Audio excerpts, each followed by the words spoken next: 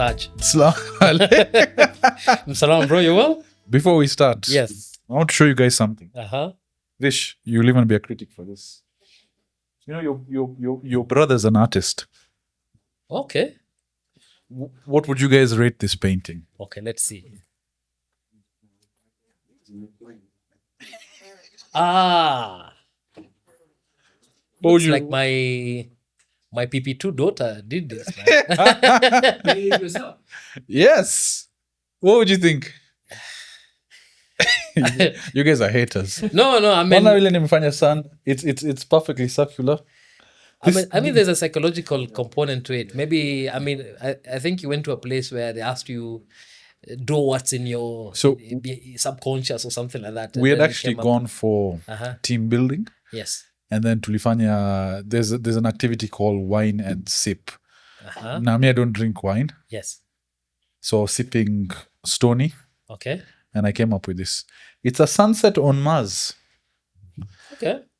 You just say it's shit, eh? But Vish, no, not really. This is art for the room. Yeah. I mean, see, it looks dope. It's not bad. It's not bad. What's your hate, Nassir? No, I've never been a hater. Never will I be one. By the way, Nassir has privileges for hating because if you guys remember, I brought on Gathi Mohoro. And along that same WhatsApp group in the ICT industry, there's a Nassir Noor. let's clap for him. Yeah. How are you doing, Kaka? All good, brother. All good. You know, I was dreading when you told me about this podcast. You were ruining the day. There's going to be one day where I get called. There's one of those. You know, I saw it coming. Of course. If you'll allow me, I want to give people context as to how we met. Yes. So again, this is the same trajectory that we followed with Gathi. Yeah. Where when I joined the industry, there were a few people I was introduced to and told, if you want to learn anything about the ICT industry, spend time with this guy. Yeah. And Nassir was the de facto sales guy in the connectivity industry. Yeah. He would close like this. In sales, there's farmers and there's hunters. Yeah. Nassir is a hunter, cold-blooded killer. So I spent a lot of time with this guy. Tulikutana 2016. Yeah, it's almost a decade, eh? By the way, it's almost a decade. Yeah, next year, yeah, almost a decade. And things have changed, eh? Actually, it's almost a decade. Yeah, it's almost a decade. No, Nassir, it's been that long, 10 years. Yeah. Boss, we have white beards and white hair now, man. By the way, there's a theory for my white hair. Yeah. I hope I know that theory. What's the theory? It's the dirty one, yeah? What's the theory? It's the dirty one, yeah? Oh, yeah. Something to do with acidic content in body parts. Maybe, very acidic life. Yeah. It reflects, yeah? Yeah. It's all the women I've been dating, the negativity. It's that one. All the gambling, all the casinos, all the politicians I've been hanging around with. By the way, I don't do any of those things. But Nassir, welcome onto the Coffee Pump podcast. Thanks, much appreciated. I appreciate you coming on. Anytime. Anytime. I mean, Sajid, I mean, we've come from far. Hey, we've gone far. I mean, we've been having each other's back, and I couldn't say no. Yeah, I mean, to be honest, I appreciate you doing that, and we've worked in different parts on the personal side, on the work side. But I want to touch more on the ICT sector right now because obviously you've gone through the ringer. And right now, so when I met Nassir, he was working at CCOM at the time. Yeah. And he was one of the top sales guys over there. You were dealing with enterprise customers. A lot of businesses that I closed were because of your referrals. Absolutely. So maybe let's circle it back to the start. How did you get into the ICT industry? You know, it's very industrial. Okay, let's niche it specifically in the network space. Yes. My background is in IT. I have a BSc in IT. Majoring in software engineering. I knew you didn't know that. Wait, watch out. I know you need to know that. Really? Yeah. Software engineering? Yes, graduated in 2005. Is that the one in Malaysia you did? Yes. Uliniambia. Yeah, I was there for 4 years. So eating the Indomie and noodles. Yes, noodles. Uliniambia. Yes. But then I used to speak very fluent. You know, those days things were a bit antiquated. What's happening, family? We've got another sponsor, Mo Fit Supplements. Let's hear it out for them. They reached out and they were like, you're on a fat loss journey. We want to support that. We want to support your ambitions. We know what you have in mind. We want to provide you with this stack. And so what we have is, we've got the whey protein, 24 grams of protein per serving. I love their strawberry flavor. We've got the pancake mix, quick and easy. Use it with water, use it with milk. Fantastic. Creatine, I use 5 grams a day, and fat burner. They have a lot more. They've got a muscle gainer, they've got a pre-workout, they've got shakers. Do check them out. They've shown us some love. I want you guys to show them some love. More Fit Supplements. Guys, you know I love coffee a lot. I literally named my podcast the Coffee Pump Podcast. So with a caffeinated podcast, you need a caffeinated partner. And I'm happy to say that Connect Coffee has come on board as the official sponsor on the Coffee Pump Podcast. This is everything they have. My personal favorite is the Romeo blend. I first had this in 2016. I actually had my first business meeting at the Chiromo campus where we're shooting at today. They've shown us love. I'd like for you to show them some love as well. We'll link everything in the description of the video. Do check them out.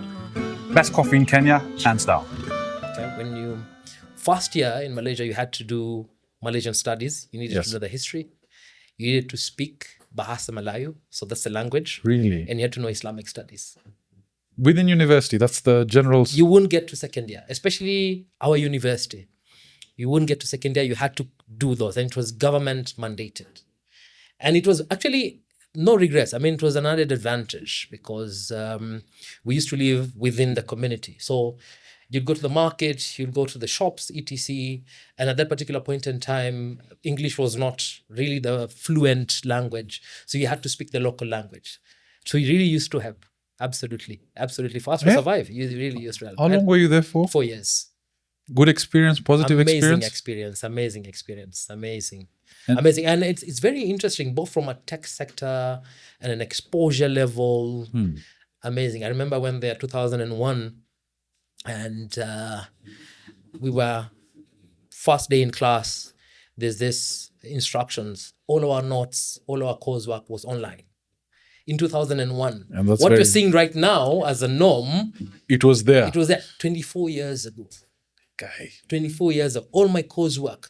The first day I knew my assignment is going to be on this date, my cuts, my projects, my test is going to be on this date.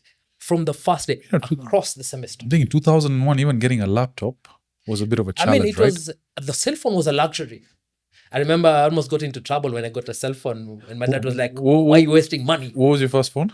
It was a Samsung. It was a flip phone. Only on a Samsung? Yeah, on a Samsung. Nokia 3210. I mean, I couldn't afford it at that time. I went for a cheaper one. It doesn't mean it was a Samsung high-end. It was an entry-level phone for Samsung. It was the flip ones? It was not the full flip. It was just the flip one. You can access the keyboard. Do you remember those days, the Nokias?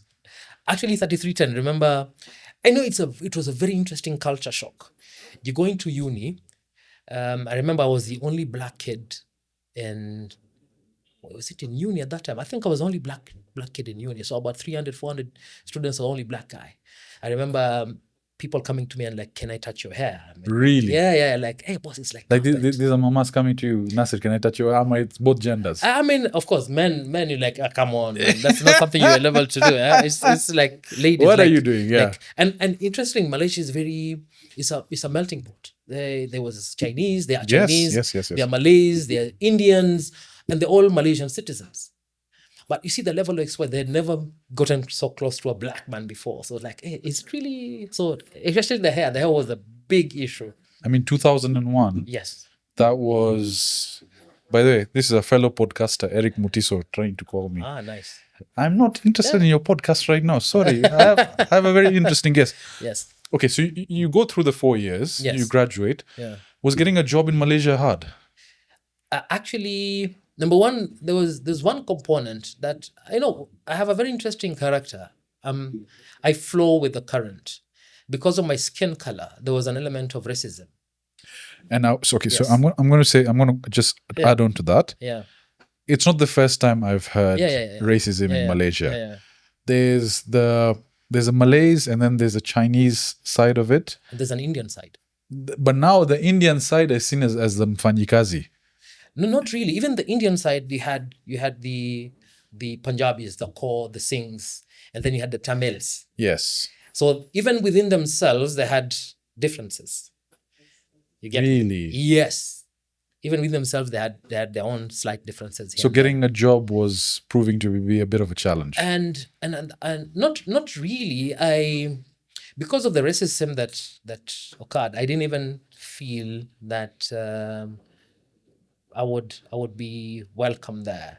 And that's number one. Number two, I felt the industry had exploded in Kenya. I mean, at that time, Africa Online was the place to be. There was Africa Online, there was Unit, that was, and by the way, we're still doing dial-up in Kenya. I mean, yeah, still doing dial-up. How much was the price for a kilobit? Oh, it was an arm and a leg, my friend. That was- Arm and a leg. And we'll talk about the first internet link you were installing. I remember when you were working in Mombasa. And that's the thing, and Yeah. and that ties down to this story of how I came into ICT. So my background in ICT. So I came back to I'm actually a Mombasa guy, born and bred. Najua, ni Swahili, even your Swahili, it's got a beautiful sing song. And it's very interesting. My parents, my dad is actually very passionate about speaking Swahili. He speaks way more eloquently. Can I pay than you I a do. compliment? Yes. I'm not sure if it's just a sales guy, Yeah. but now we've known each other for so long. Yeah.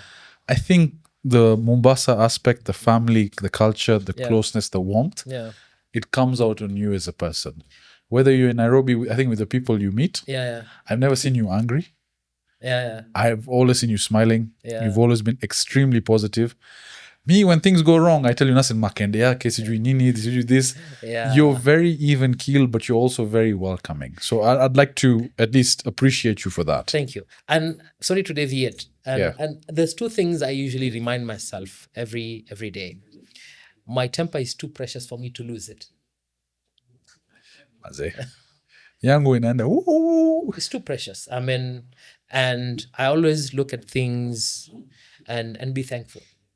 Even if I'm in sales, sometimes you lose a deal, yeah, and it's not once, not twice. It's a lot. Yeah, it happens. It happens. But I usually tell myself and my team, have you done all you can do it? Have you crossed all the checkboxes? Have you engaged with all the stakeholders? Did you do all you can? Don't beat yourself up. Let's pick the learnings, move on to the next. Move on to the next. Then the next. Yes. And you're now in a leadership role, which we'll circle back to. Yeah. So you come back from Malaysia, you're I back come- in Mombasa. Yeah, so I came back from Malaysia, and it's a very interesting story and I think this is very interesting for fresh graduates. I think we have this entitlement, like me na degree. Unajua sasa sisi watu Mombasa, mi na degree. Ushaona? You feel like Because, by the way, to be fair, you're one of the few at that time to actually have a degree, right? no. I mean, there were plenty of people who had Okay. a degree, but Within you the community, though. You've even I mean there are people I always say this, there are people who've mentored me, whether directly or indirectly, I've Yeah. been supported. Yes. I've been guided. So I can't say whatever I've become or what I'm going to become is self-made. I don't believe in that. I don't think anybody can be self-made, because there's always people who are actually going to help you up, whether by helping you or by putting you down. They've helped you in a way. They've either made you stronger or they've actually guided you. So I don't believe in the notion that anybody is self-made. Yeah, it takes a team to make you who you are, and it's you don't just form your opinions, your knowledge base. Absolutely. Okay. Even that small level of exposure, even the small injustice you feel that someone has done to you, that is one of the Shape you, ingredients yes, into who to you who are. you are right now. I completely agree with that. Yeah. Sasa umerudi Mombasa, So narudi Mombasa. mzee anasema Sasa my ngoja son, my ngoja precious sasa son. niingie kwenye ile Kiswahili cha Mombasa. Sasa narudi Mombasa na degree yangu. Ushaona? Yes. So tayari hapo mwanzo we already had a notion like, I mean, a degree once I have plenty of jobs. I'm going to get that 100K job. Straight away. I mean, I'm a hot cake. So come to Mombasa, first month, okay, not bad. Second month, hey, what's happening? There are no jobs. What's happening? I used to spend a lot of time on a website called My Jobs Eye. Went there every other day. And those days were cyber cafes. Having internet access at home was for the privileged. And you still dial up. So I remember I got to a point where I was so broke. I had to budget with 50 bob. I had to spend 50 bob a day and only on cyber. So I had to go to a cyber cafe, put in my floppy disk. Those guys, there are people who don't know what floppy disks are. You know what a floppy disk is, Vish? Yeah. Gen Z kids, What was SIM card? Yeah, CG 2 TB. Yeah. So I used to go into this cyber cafe. Yeah. First, fortunately, they used to charge on browsing. They never used to charge on login. So I log in, put in my floppy drive, copy it to the desktop because it's faster when you're uploading it from your desktop and that is from a floppy drive. Which company at that time was doing it?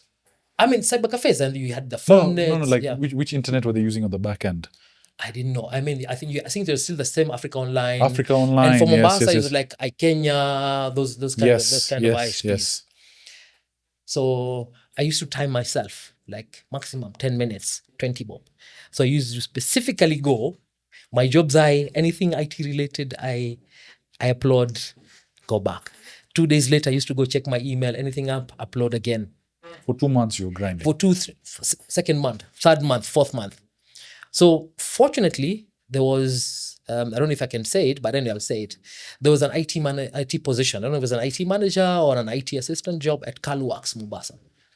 Calworks. What did they do? Calworks, they used to make these sufriyas and etc. on an industrial level. So I sent my CV. So I'm there waiting. Then I received a call out of the blue from Umoja Rubber, the guys who make shoes. And I'm really proud that right now, Umoja Rubber has really taken themselves to the next level. They're the guys that make the beach shoes, right? Everything right now, including they compete with Bata and stuff like that. Yes. So a gentleman called Dilip Shah, and I thank him up to today for me. He's the first person. So from Umoja? From Umoja Rubber. So he calls me, and the current IT manager was actually leaving, and in a very short time, I think in the next week or so. So they're immediately looking for an IT manager to start immediately. So I went there for interview. It was a very interesting interview, and I'm hired immediately. But that was after 3 months. 3-4 months. I'm fortunate. I think I'm very blessed because there are other people who really tarmac considerably. Really tarmac. So what were you doing now at that job? Is it just basic IT networking stuff? Basic IT, maintaining the mail server, maintaining the emails up and down here and there. And then to some extent, I even used to do homework. What would you? Because the director's kids were in school like Oswald. So they'll be given assignment to go type in Microsoft Word and then to print. And then you were sort of helping them so out. at 3 p.m., whenever they come out of school, they come, so please help him with the homework. So you didn't really join the communication space in your first job? Not yet. Interesting. I thought it was your first. Not yet. And there's one thing that I would like to point out. I'll point out the end, and I think that will come to like a conclusion. So how did I get to the network space? Yeah. So there was a company called Kenya Data Networks. Yes. KDN. Which evolved to Altec, and then they were bought over by Liquid. I can't say they're now Liquid because they're a totally different entity, but they are acquired by Liquid. Acquired by Liquid, yeah. So Kenya Data Networks was revolutionizing network communications. Yes. I mean, especially the industry was opened up. There was a who was the gentleman? There was the Silver Fox. They used to call him or something of the industry. There was a Muzungu guy who passed away a few years ago. The late Kai Wolf. Kai Wolf, yeah, sorry, the Silver Wolf. Yes. Was it called? No, it was Kai Wolf. Kai Wolf. Was he the guy behind KDN? He was. Yes, okay. He was our fearless leader. Okay. And that also taught me a lot in terms of leadership. So how did you get that job? Did you apply online? And now I'm coming to that. So KDN, as KDN was growing, remember Telkom had monopoly around network and etc. When they opened it up, KDN now came in and started to do their own thing, trying to do wide area networks and connectivities and much more. So they were trying to expand the network. So Umoja Rubber, for anybody who knows Umoja Rubber, we had the HQ in Mombasa, and then you had the factory in Kanamai. Kanamai is the road to Vipingo. Yes. Vipingo Ridge. For all those who are watching, maybe they know Vipingo Ridge. So the factory was there, and we had this huge mast specifically for radio communication. Okay. So KDN wanted to expand its footprint to build base stations and etc. So one of the key strategic places was to use the Umoja Rubber radio. Yes. So they came and they negotiated for space and etc. One of the conditions was they were also to give us connectivity between the two locations, headquarters and etc. So, because we had like an IPPBX interconnected, so able to pick and call and exchange without using credit and etc. So, while we were doing this migration, there was a gentleman called Yusuf Aden at that time who was a team leader cost. He could see my potential, like, hey, I think you're really good. I think you're getting wasted here. Okay. And he was working for KDN. He was a team leader for cost region at that time. And so he dealt with you quite a lot when you were doing the project. A lot, because there was migration, there was configuration, there was alignment. At that time, it wasn't fiber. We didn't have metro fiber. It was purely wireless. So we had the traditional walkers, WiMAX, and etc. So while we were trying to do that migration, I think I impressed on him.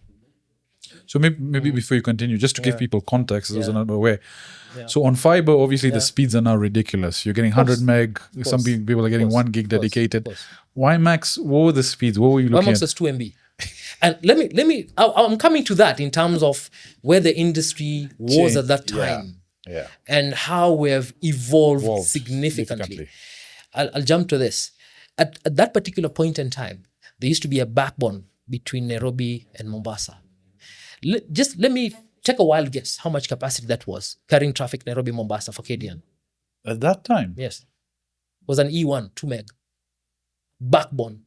2 meg? 2 meg. 2 meg? 2 meg. 2 meg, E1. Bana. 2 meg ni picha moja bana. Dedicated. You guys. 2 meg? Yes, 2 meg. Wait.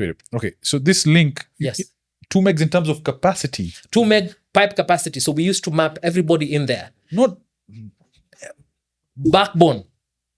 Nairobi, Mombasa. Sajid. Wait, boss. Watu wametoka mbali bana. 2 meg. 2 meg. Nairobi, Mombasa. 2 meg. And we used to map up and down. What was the cost for that? We used to get it from the likes of Airtel. So the backbone used to be what? Used to be microwave. So repeater microwaves. So you'd have a microwave here, another one facing here. So point to point. And then going to a switch and another point to point. Yes. So all the way up to Mombasa. So that's what we used to lease that from Airtel E1. Then we evolved. The rough cost of that at the time? It was an arm and a leg. And by the way, there was a huge demand because banks traffic, ATM traffic. That was all of them would fit in that 2 meg size. Yes, fit in that 2 meg. So of course you'd get capacity problems. For 2 meg, you at the time you're talking about hundreds of thousands of dollars per meg. I wouldn't say hundreds of thousands of dollars, because at that time it was cheaper than satellite capacity. Yeah. Satellite internet. Satellite internet at that time I think was about $4,000 per meg, perhaps. Okay. So then we evolved. Yeah. We as KDN, and at KDN we built. Yeah. Because of one of the key things about leadership is innovation. Yes. Driving innovation. So okay, so now you've joined KDN. So now I've joined KDN yeah. As a network engineer for coast region. So I used to be based out of Mombasa. I used to do deployment of base stations. I used to do customer integrations. If you don't mind me asking, what was your salo when you joined? So my first salo is Umoja, and that was an actually interesting motivation. Umoja, my first salo was 22,177. I clearly remember up to today. Gross, eh? Net. 22,177. 22,177. I used to be paid out of petty cash. This was 2005. Simbaya. I mean, Alhamdulillah. Yeah. No, like I said, I've been blessed. Yes. Been blessed. So of course, ukiwa pale sema, shit. Nikifika laki mimi, wajua watu Mombasa. Mi naoa. Yes. Mi naoa naweza kuafford mke mimi. Yes. Kifika laki. So we have that, kuna hiyo ambition. The ambition to get there. So KDN, I moved to 40K. Double. Almost double. Yeah. I mean, I was still single at that time. Yeah? Yes. So once I got the job, now, you know, tabia zetu za Kimombasa, our culture is, sasa ushapata kazi. Wafaa kuoa sasa. You've got work, now you need to get married. And a steady job at that. Yes. You can afford to take care of a family. And I had different plans for myself. Had plans, I wanted to get some experience, then go for my master's, gain more experience, then settle down. But you know, sometimes these things the family pressure was a lot. No, it wasn't a lot per se, but there was a general concern that you might end up with mamas hapa na pale, uchezee watoto wa watu hapa na pale. So it's typically an Islamic and a cultural component that usichelewe. Usichelewe kuolewa. You were 24 when you got married, right? 25. Yeah. I had my first child at 26. Mashallah. I have teenagers now, boss man. I can't believe that. You know, it's so weird. Like the other day we were talking, we want to find schoolwork and this and that. Yeah. I have teenagers and now. They're teenagers. Yeah, teenagers, boss. Crazy. And how old are you? 43. Mashallah, that's nice. Yeah, but me, by the time I get teenagers. Yeah, and I'm hoping I'm done, by the way. With kids, I'm hoping I'm done. You know, some of these things, Never say never. Boss. Nishapatikana, nishasema, tushaka chini, tushakubaliana, boss, madam. Sasa. There's two boys. No, sorry, you have a girl and a boy. If I tell you, all I can say is I'm told you need another hobby. Speaking now, there's a good way to segue to Jugu. I was going to offer you Jugu, but maybe I keep it away from you. In other circles, I'm called Father Abraham. So listen, it's tradition. Yeah. So the context behind this. Yes. Kuna jamaa tunaita Jugu motherfucking guy. He's a guy that doesn't like us eating on the podcast, and he commented, okay, I don't like it when you guys eat. So to piss him off every episode. Oh, you're doing... It's lazima ukule moja mambili. Okay, tutafungua. On behalf of Jugu motherfucking guy. So as we continue with, you know, so as a KDN, you're there how long? No, I was there for a while, and the good thing about it, like I said, I mean, I've been mentored, I've been supported, especially at KDN. I still have very fond memories of that place. And this was predominantly based in Mombasa, right? So I was a network engineer based in Mombasa. Yeah. So very interestingly, so this is 2005. 2006, I come to Nairobi for training. Nairobi was the HQ. So at that particular point in time, there was a department being formed, operations and maintenance. You know, as the organization is growing, it's trying to find its things. It's trying to find structures. It's trying to grow, okay? Yeah. So there's this gentleman from Airtel. I don't know where he is right now, but he's one of my people who really mentored me, John Magero. He used to be at Airtel, and then he came to start the department and run it. So we were training together and like, hey, boss, unawestika Mombasa, kuja. What do I need to come and do? I mean, I think you're a good fit for team leader, operations and maintenance. So there's going to be a team specifically for maintaining the infrastructure of KDN in Nairobi. So that's base stations, that's fiber hubs, fiber infrastructure, and everything infrastructure related. So I went to Mombasa, handed over, came back. Of course, it came with more perks. Enough to get married? No, not enough. I didn't get to that 100K mark yet, But baby steps. So I became a team leader, operations and maintenance, base stations, both curative and maintenance and preventive and curative. So tutapigiwa saa 9 usiku. Kimbia hapa na pale. etc. Yes. We'll continue with that. Yeah. But I want to ask you, Mombasa boy, you've come to the big city. How did Nairobi treat you at that time? No. You know, it's very interesting. There's and I think that goes to show. Would you like a soda or something? No, I have water. Thank you. Unajaribu Stony? No, I'm good. Why are they sugar free? Oh, there's Stony sugar free. Now, by the way, guys, you check out Stony. On the side, inasema without sugar, like the way they do Coke Zero. This is all sugar free now. Okay. But I'm good with water. And for the international guys, this is tangawizi is what? Ginger. Ginger, yes. Ginger-based drink. I think, by the way, if you have this baridi. Yeah. No, it's interesting how my background and exposure shaped me. Yeah. In case you want, bro, it's silly. Thanks. I went to boarding school in high school.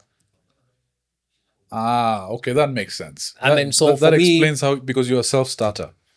Yeah. And by the way, it still is a challenge, especially for if you're in a marriage or relationship.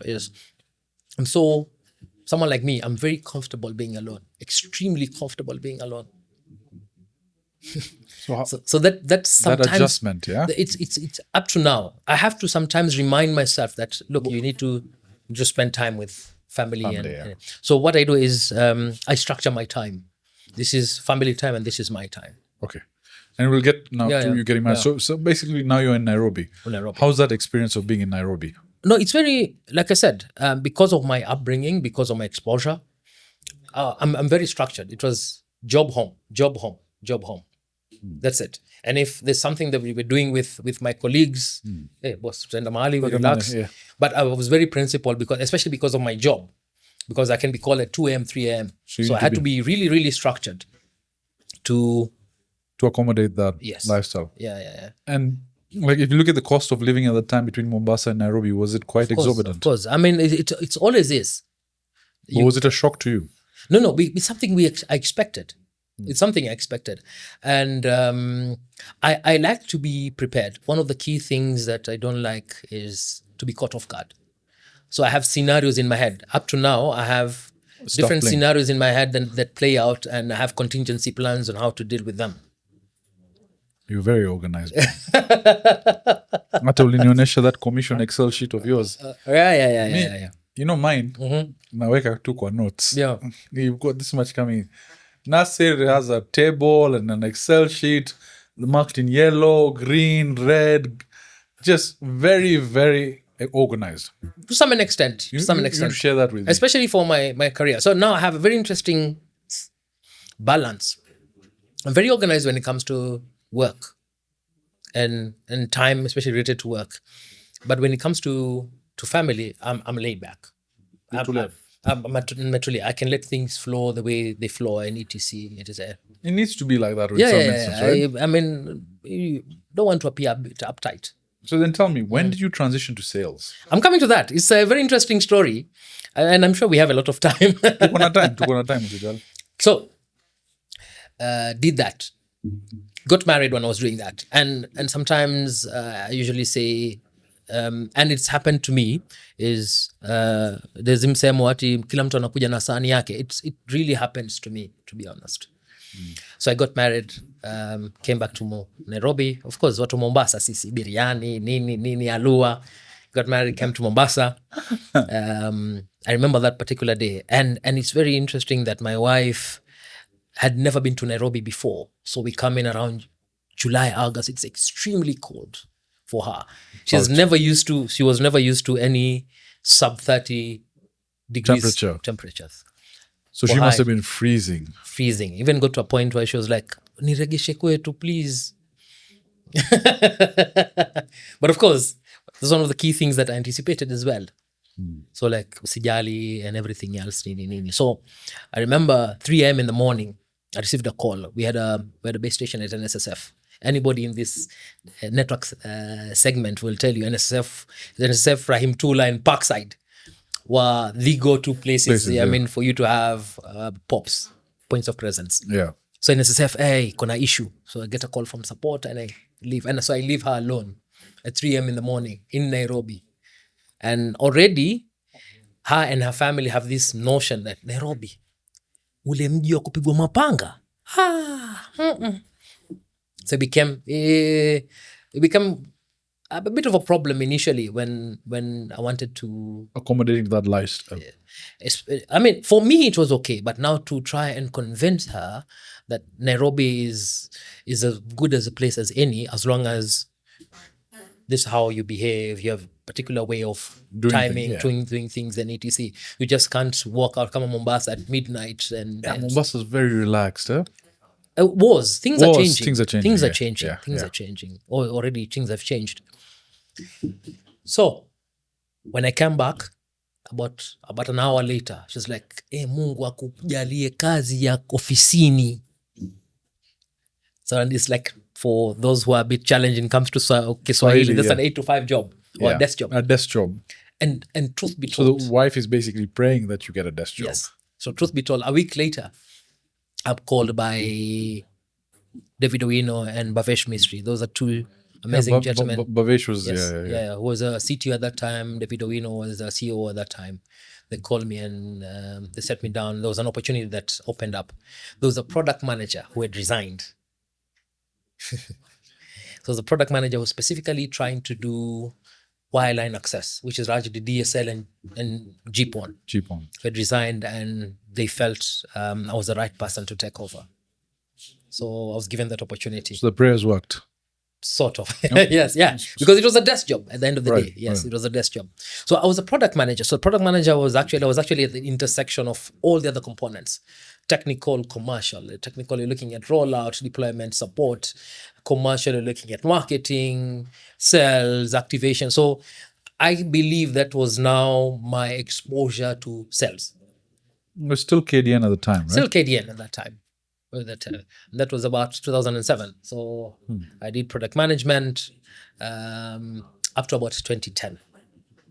I left KDN in 2010. I mean, and for me, I usually say when it gets to a point where I'm struggling to go to work, I think that's a point where I need to consider leaving, because it's unfair for the organization as well that I'm just going there for a paycheck, yet I'm supposed to be giving an outcome. So once it gets to that point, so 2010, I felt... So you're experiencing burnout? Not burnout per se. I mean, I have a set of values that I adhere to, and one of the key things is people. I treat people... There was rigidity between... Yeah, I mean, KDN was sold to the Altec Group South Africa, and of course they brought in experts from South Africa. Let's just call it what it is. South Africa and Kenya are two distinct markets. What works in South Africa does not fucking work in Kenya. Yeah. And I'm tired of hearing the experts from South Africa come here and try and tell us the way things are done. And to be fair, you're not the first person to mention this. We work in the industry by a lot of companies that have been taken over by South Africans. The ones that have succeeded are the ones that tell Kenyans, you're the experts over here. What do we need to do? The ones that are struggling and are having an uphill climb are the ones that are saying, this worked in Cape Town, this worked in Joburg, we need to do it here. I totally agree. For instance, right now I'm at Ecotel. We do have affiliations with South Africa. That's a positive. That's a positive side. Absolutely. Because they let you guys run with it. Absolutely. That's one of the positive sides. And I think because our leader Lauren has worked in different... He's such a cool guy. He's worked in different in the Lauren Bosch, right? And different regions, including Kenya. Yes, Lauren Bosch. To be fair, I heard Lauren worked. So he did Dimension Data Access Kenya before. Yes, Internet Solutions. Yes. So I think he was very well aware of the Kenyan market, right? Absolutely. Yeah. So I think that informed him. By the way, coolest guy you've ever seen, plays the guitar. He's got tattoos on his arm. Absolutely. Just a cool cat. Yeah. Okay, so now you've come to a point where you're like, this is not for me. Not for me. So did you have something, did you just want to take a time off, sabbatical? Yeah, so I used to, and it's very interesting how side hustles come about. I remember 2008, I bought my first car. I actually imported my first car. I've never bought my cars locally. You've been a car guy, huh? Absolutely. What was that first car? Caldina ZT. Caldina? Toyota Caldina ZT. I need to search for that. I mean, and the new shape. I know it sounds very familiar. Amazing. It was an amazing car. Caldina? ZT. Caldina Z? ZT. It's a sportish car. Oh. It was an amazing car. Was it a sports car? Sort of. It's like the... Okay. Yes. This used to be popular, man. So I was one of the first guys who had it. I think Nairobi at that time were like about a handful of them. So I bought my first car, and coincidentally, it also coincided with my birth of my first kid. Yeah. So I got my first car. Because even now, you were talking to me about it. You're big into it. No. I'm initially, and that's how I got into it as a side hustle. So I brought my first car, Caldina, and then, boys and toys, And then about 3 months later, I found out that there's a GT4 edition of the Caldina. So that's a turbo version with all the bells and whistles. Really? Okay. So let me do this. Let me sell this and top up and get the GT4 edition. So I placed it at there's Nation Media. At that time, there was a portal from Nation Media or something. It was a Nation Media's online portal. They were trying to push it. Yes. So I plug it in there, and I was expecting to sell it at a loss. I wasn't expecting it as a business. So, but when I looked at the listings of other cars, they were selling it, because I bought it about 850K at that time. Like, people are selling it at 1.2, 1.1. I said, okay, I'll just plug it in 1.2. I just want to recoup my money and then add in a little bit more. Boss, Meuza, I made like 200K profit. In how long? Like a month. Okay, sawa. It's not clicked yet. It's not clicked yet. So I get my 1 million and something. I didn't even add a single shilling. So I imported the GT4 edition. But the GT4 edition, hey boss, amazing. I'll send you pictures. I still have them. Still very, very dear to my heart. But I said, hey, kitu bana, I'm starting a family. I have a young daughter. Hii kitu tanimaliza bana. Hey, the BHP, I think it was about 300 BHP and then maybe 270 torque or something like that. I didn't know the specs. What was the spec of, like, what was the car called? Toyota Kalina GT4. Caldin, so it's this one. The same, but now with the GT edition now. With the turbo edition. Hey! Kasema hii tanimaliza in terms of speed. Was it a 2-liter engine or something? 2 liter, yes. Yeah, I remember those 2 ones. liter engine. Atari car. Boss. And I used to, every holiday tukipata Mombasa nini. Kasema boss, this car will kill me. Let me sell it and go back to the ZT. Sell it, I made like 250k profit. I'm like, hey boss, wait a minute. Kuna opportunity hapa. So I started bringing it. Naeza, nauza, nauza.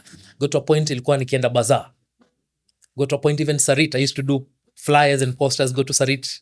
Bandika, nini. Weekend, Sunday, peleka bazaar. Even got connections. I have the Clyde Motors guys, Kiambu Road, or my guys used to take the cars there. So by the time I left in 2010, You became a car salesman. I was like kajamaa bana kuuza magari bana. I don't never imagine that. Yeah. Guy. Yeah, kabisa bana. And you were enjoying it? Absolutely. So what made you pivot then? So that's the thing. When I left in 2010, I said, let me focus on this hustle. Then market changes. So, okay, before that, Yeah. how was it being self-employed versus employed? Amazing. Really? Amazing. Of course, in terms of freedom, in terms of doing your own thing, No pressure. no pressure. But now the pressure comes in terms of finances. We really, really don't play our salary and employment, because if your employment is able to take care of certain expenses. There's a lot that goes into it, because if you think about it, like if you're employed somewhere, that covers your health insurance, that covers your salary, Your rent, your school rent. fees for the kids here and there. There's so much that goes in the back end. Yeah. You don't really think about that the company Yeah, handles. Yeah. But all of a sudden, when you're your own man, Yeah. there's no days off for you. Yes, absolutely. You're your HR Absolutely. manager, you're the Absolutely. finance manager, you're Absolutely. doing everything. Absolutely. Here you can delegate and let them make a decision. Absolutely. So there's that sort of pressure, right? There's always that. There's always pros and cons to each of those. So now instead of reinvesting, so one of the learnings that I've picked, and I'm strategizing to go back again and try some entrepreneurial element. Yeah. Is there's a point in a business where it's able to sustain you, and at that particular point in time, it wasn't.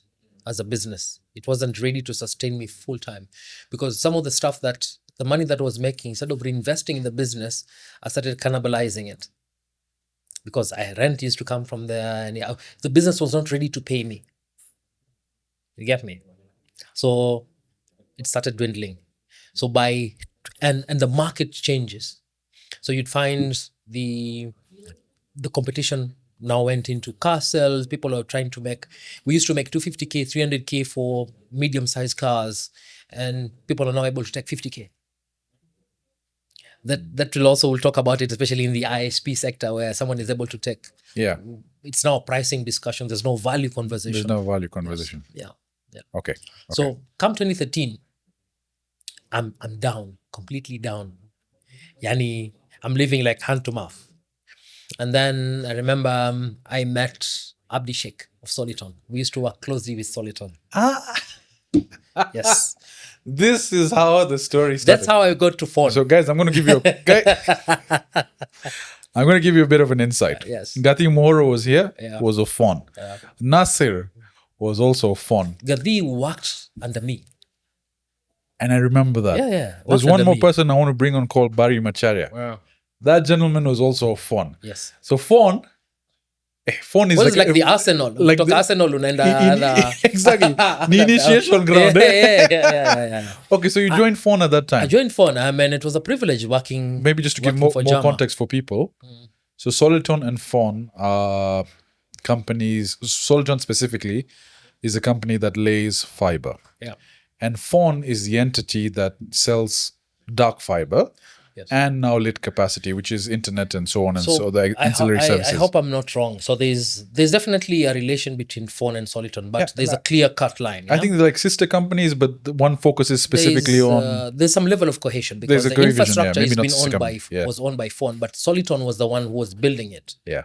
Yeah. I think the same way Soliton built for other entities such as KDN and other telcos. And they're one of the biggest fiber layers in Soliton are one of the best and biggest. So if any, so they're in Kenya, I think Uganda. Yeah. I think they were trying to get into other countries as well. if ever you guys see someone laying fiber on the side, there's a chance it's Soliton. Big boys. Sasa, okay, you meet Abdi. How do you meet him? Like randomly? From the mosque. Hey, how have you been? Like sometimes you can just Because he knew you from yeah, we worked together because I mean throughout my history, I was in charge of deploying the first GPON project in sub-Saharan Africa in Runda. So we worked with Soliton with that. We worked with Soliton when I was a team lead operations and maintenance, maintaining metro networks and backbone fiber. So we used to liaise with our suppliers and partners directly. Yeah. So where are you nowadays? I'm trying to do this hustle, etc. Oh, so you don't want to get employed? I mean, look, I mean, anything goes. Say, okay, fine, we'll reach out. So I think after a few days, Jama reached out, was the CEO of Phone. So Jama, I sat down with Jama, we had a discussion, and I was hired as a pre-sales engineer. Interesting. So your foot's in the door. My foot is in the door, back into the sector. Do you think it'd be interesting to get Jama on this podcast? I mean, truth be told, because he's a pretty low-key guy. Very, very, but amazing leader. He taught us a lot. I mean, I don't think there's we can put a price to what Jama taught us. He knows. Because the man is so involved in shaping the industry. Yeah, absolutely. But he's not at the forefront. He's usually in the background. Absolutely. But the man has just so much knowledge and prowess behind him. Yeah. And look, his young sons, they've gone far in life. Because again, I was telling folks that part of the people within the IT industry that I would consider my cohort. Yeah. You're one of them. Yeah. There's Gathi, there's Barry. Yeah. There's Fares Kariuki. Yes. So those guys, like that there was Mark Tinker as well, but Mark sort of went to South Africa. He's based over there, so we sort of lost. But Mark Tinker's another guy as well. I want to get there. He's the guy you should have. Mark, definitely. I'm planning with him. I've told him whenever you come to Kenya, let's do it. But you need to have a DJ deck around. Mark is an IT guy, but he's also a DJ part-time. Networks guy. You have to be specific. Networks guy. Sorry, not IT guy. Mark is a find some guys talking about CRM. No, that's not a networks guy. Specifically, he's a networks guy. Yeah. If you guys have ever heard of the CCOM undersea cable, the man behind that. Yeah, absolutely. So, okay. Now umeanza pre-sales. So umeanza pre-sales. So how's your experience with that? Amazing experience. I'm always thankful to be back in the sector. Thankful to have that paycheck coming through so that I can take care of my family. Yeah. But amazing that there wasn't a big disconnect. 3 years, yes, definitely. I mean, the technologies, things have evolved. It was always a good opportunity to go back into the industry. So I was doing pre-sales, meeting customers, designing solutions, especially having a technical background really helps. Then the GM of sales resigns at Phone. So Jama is like, Zui hapa kidogo, wangalie what's going to happen. Yeah, I think you just hold on to this. Hold on. So I was really pushing sales. And so then you basically went from pre-sales to full-on sales. Full-on sales. Do you like sales when you got a first taste of it? It was really, really scary, by the way. There's this stereotype. Yes. Numbers. If you don't achieve your numbers, my friend, your head is on a... It's a pressure game. It's a guillotine. I mean, you're gone, yeah? Yeah. But sales is a science. Sales is a science. What makes you say that? Like, why would you... There's a formula to it. There's a formula, for example, you have the 10-4-1. Of the 10 engagements, 4 opportunities, 1 closure. Yeah. So, and I usually tell my team, you don't even need to do a lot of heavy lifting. Just make sure you've done this every day. Dedicate just 1 hour. So, okay, what are your principles for sales? Let's say I come to work for you. Yes. And again, because now you're in a very senior position, and we'll get to that. But before that, now you become sales. You're a sales. Technically, you're a sales manager because you're running the sales thing. Yeah. if I were to come to you and ask you to guide me on how to improve my sales as a fresh sales guy, Yes. what are the bits of information, tips and tricks you'd ask me to do? Yeah. So this is your day. Yeah. In a day, this is how many hours So, you have. I would first ascertain: are you a hunter or you're a farmer? Would you want? There's some people who really like to hunt. So I'm looking at it from a perspective of forget farming. Farming is upselling. Yes. That's hunting. Hunting. Okay. So number one, and what I say is genuinely be interested in the customer. Yeah. Genuinely, you're not trying to push a product. You're generally waking up in the morning. When I was an account manager, I usually used to say I'm Iron Man. When I go into the basement I park, I put on this suit to specifically go and fight for my customer. Make Correct. sure my customer gets what they need for their business. That's the number one, to be honest. And truth be told, if you're the other way around, you're trying to push up, they can smell it, they can see it. They can smell a car sales guy. Kabisa. Relationship building. Kabisa. And there's a few things that you need to build into the cadence. Once you're interested in solving a customer problem, which customer do you feel can get value from you? Is there a particular segment? Okay. If you're trying to sell security solution, for example, okay, who are the customers that really are in pain, that you feel you can actually impact their lives and businesses? And you do need to realize that the customer are human beings at the end of the day, and they have emotions and they have families. You also need to make sure that you have that in your mind, that you're trying to give them a solution that will help the business, who in turn help them personally. Because at the end of the day, I usually say we all work for our families. I tell my kids, ingekuwa mimi peke yangu, ingekuwa Mombasa na Kikoi kwa bahari nimekaa, ushaona. But yes, I have my own goals and ambitions, but the catalyst is our families. Yes. So you might find that the customer has bought into this solution. It might not work for them, and you're still pushing it. What are you trying to do? You're impacting that customer's family, and the job. So impact a person's job, you're impacting their family. Impact his wife, his children, the future of those children. So you really need to put that into mind, and you really need to be sincere. I've called customers and told them, look, I don't think we are ready to give you this solution. And I've dealt with you in that way, Yes. where you've actually turned down business Yes. because it's not a right Yes. fit. Absolutely. Other people would have. Despite the pressure from above, you have your number. Correct. You have your number. Correct. You have your pressure from your leader. But it's not something right for them. It's not something right for them. And I've told the customer, and the customer has really appreciated. And you see, it all ties down to building and nurturing relationships. This person will never forget me, because I was out there looking out for him. Because and that's a challenge when you are having executive engagements between organizations. You have to tick down the box huku chini. You'd find the MD and the other MD have already agreed, we are good. Someone is giving them business because maybe he's trying to return a favor. But I here on the middle, and my counterpart on the other organization, have to make sure that it's the right fit and it works. I appreciate you that. really need to put the customer on the forefront, to be honest. Emphasis on building a relationship. And nurturing. Nurturing. Yes. Understanding Yes. the person behind it, understanding their needs. Absolutely. But also becoming the point man for what they need, Yes. right? Absolutely. I may not be able to solve your issue directly, Yes. but Sajid can. Yes. He's a data center guy. Exactly. He can sort you Absolutely. out. And we've done Absolutely. how many deals did we do together? Plenty. We did so many deals Yes, together, man. Absolutely. And customers really appreciate, to be honest. They appreciate the Yes, honesty, and yes. it goes a long way. And that sincerity, I can vouch for you. Yeah. I've seen it firsthand. Yeah. Okay. The other question I have is, how would you tell me to structure my day as a sales guy?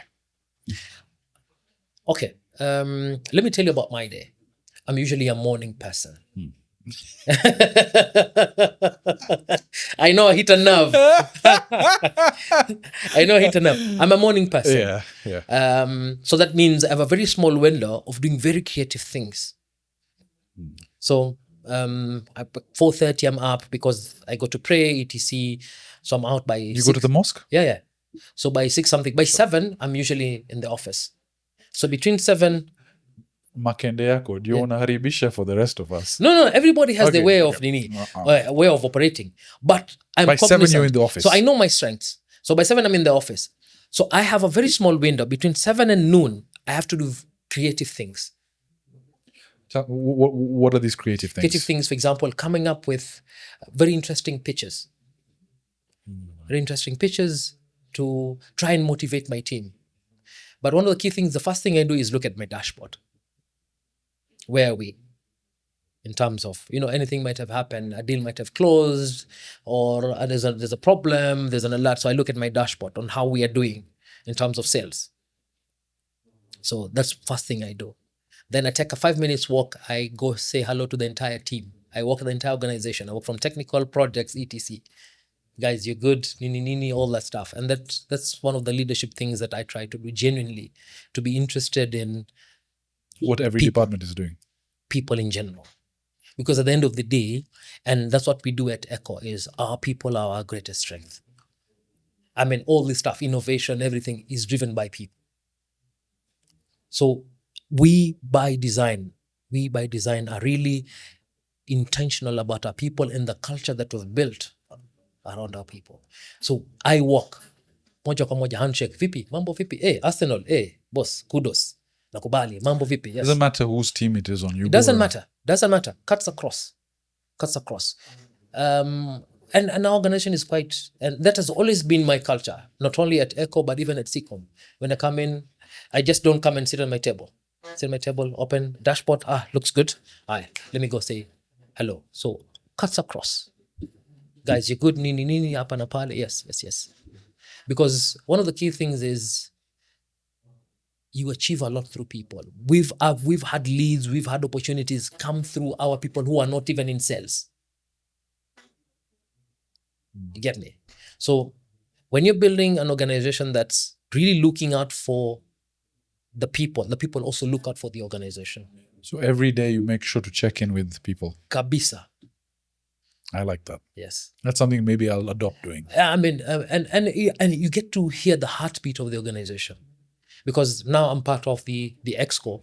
We have a sit down with our leaders and I tell them, look, I think there's something that we need to do. I feel the morale of the people is really down.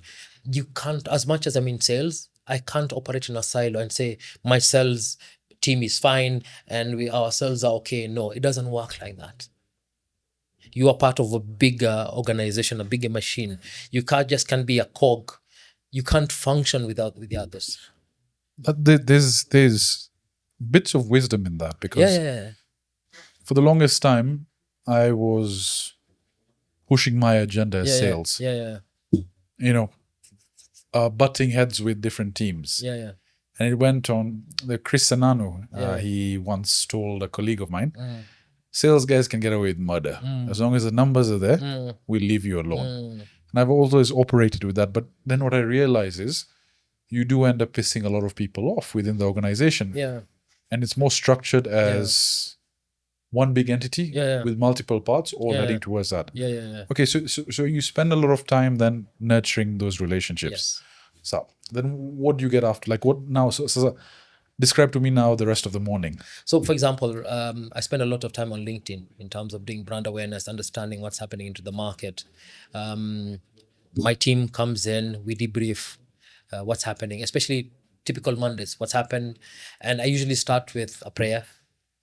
Team start with a prayer. And then I really want to find out the learnings that they had last particular week. Any learnings that you guys have picked. And then any challenges. Okay. Before we get into the numbers. Yes. It's usually a crazy Monday. Before you get to the numbers. But on the usual day is first thing in the morning, dashboard, meet and greet the team, go back and try and look at how does the pipeline look. This is Tim. Do you remember Tim Giru?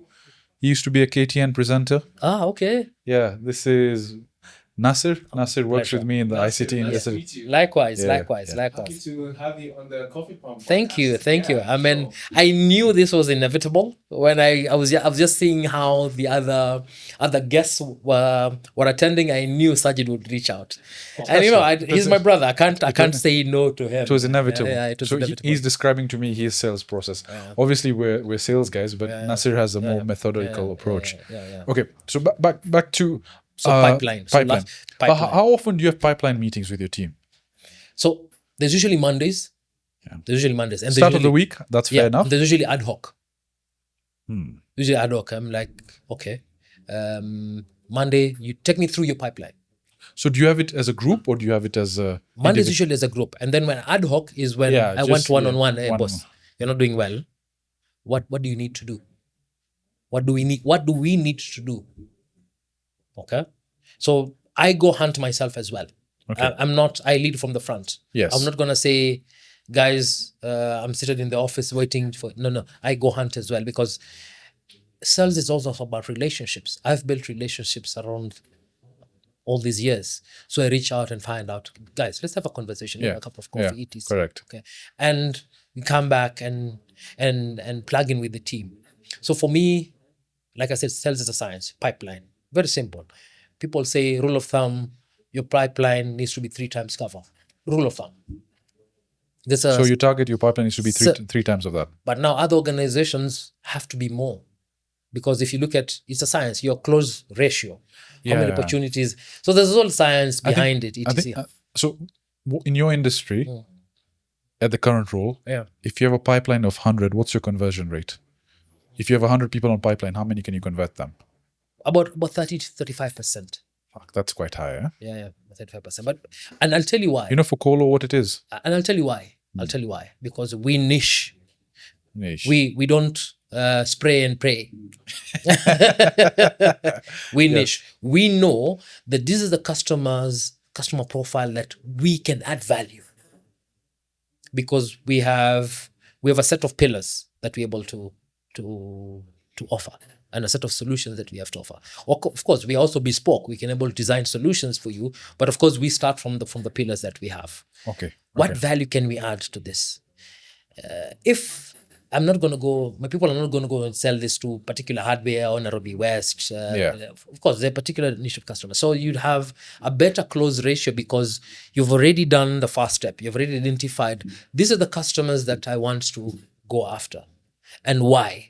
And what's the value? What's the What's message? the value of going after them? Yes, value proposition. What's the message like? What's the customer engagement model like? Are you using a CRM? A sales tool? Yeah, we have a custom sales tool. Okay, that's something I think we need to develop. Yeah. But so one thing I'm gathering here is so each of your sales guys as well. Yeah. You've asked them to come up with a pipeline and you have meetings Yes. with them. Yes. Okay. So you have to, and it does get heated sometimes because your pipeline is not growing. What are the challenges? Or you hear the same old stories. I tell them, we've been account managers before. We started off sales before. So you know the traditional lingo. Yeah. We'll get to the relationship with the Yeah. larger team and you Yeah. managing the team. I think I want to circle back to now from Fawn. Yes. Obviously, you worked your way up in sales. Yes. You did sales for a long time. You realized this is something for you.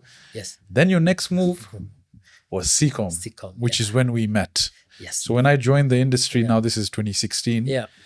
Nassir was again one of the cohorts of mine Yeah. that I would regularly meet. Yeah, And he yeah. would connect me now with all sorts of customers for me to chase and lead. One thing I always ask my fellow ICT networking guys, what do you think of me as a sales guy? How do you think I've done so far? Because it's your coaching. I think you make me proud. Shika jugu. You make me proud. You know, especially if I see director. You know, there's a time I don't think a lot of people know it. I mean, you had a time you had a lot of doubts.